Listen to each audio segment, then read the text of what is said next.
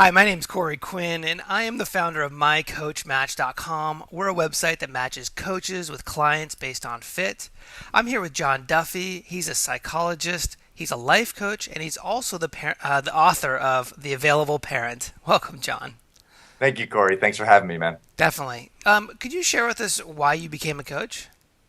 Yeah, I've been a psychologist for about 12, 13 years now. And about 5 years ago, my wife, Julie, decided to go into coach training and launch a coaching business. And as she went through the training, she came to me every single time after a training and said, "You need to do this. This is a great thing. It's a great thing for your personal self-growth.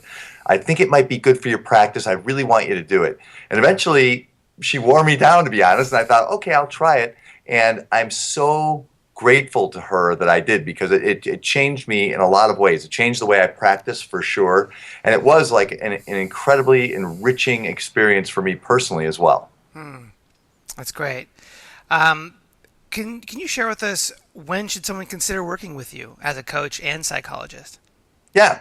I work with a lot of teenagers. My book is called The Available Parent: Radical Optimism for Raising Teens and Tweens. So I have found that if I have a niche, it's I work with teenagers, tween age kids like 10 to 13, and their parents. And I do a lot of parent coaching as well, kind of helping them through tough times with their kids as they make that transition in those tricky teen years. So ideally, that's the kind of client I work with. But really, I find that I specialize in working with relationships, broadly speaking. So Okay. I work with that relationship. I also work with,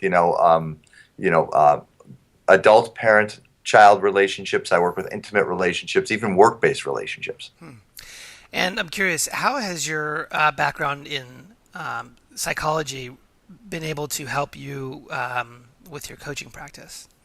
Well, when you go to grad school in psych, you have this broad base of knowledge that you learn about just how the mind works, and that's been very, very helpful Mm. in my coaching practice. And there's just like as we train to be coaches, we learn these myriad techniques for any given difficulty. I feel like my toolbox is just that much bigger, having gone to grad school in psychology. Great.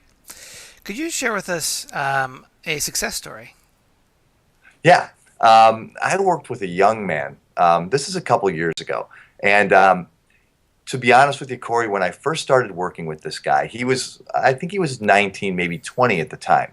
And I decided in my mind, and shame on me to be honest, that, oh, this guy's kind of limited in what he's going to be able to do. He doesn't seem to have a lot of oomph. There doesn't seem to be a lot of fire in him. And so I thought, well, if we can get him through college, that'd be great. So that's going to be our goal. And I kind of decided that instead of collaborating with him on that. Well, he proved me so wrong. He had a classmate who died of leukemia during the time when I was working with him. And he came in one day shortly thereafter and said, I have to do this final project for school. I'm going to put together this great big event. And I'm going to bring bands in, and I'm going to bring seating in, and I'm going to make $10,000 to support juvenile diabetes research. And I thought, wow, that doesn't sound like you. I don't know if you can pull that off. But I decided, okay, I'm going to go with my client's gut, not mine, and I'm going to support him on this. And lo and behold, 6 months later, there was an enormous event. He raised far more than he thought he would. And he's a pretty successful fundraiser now.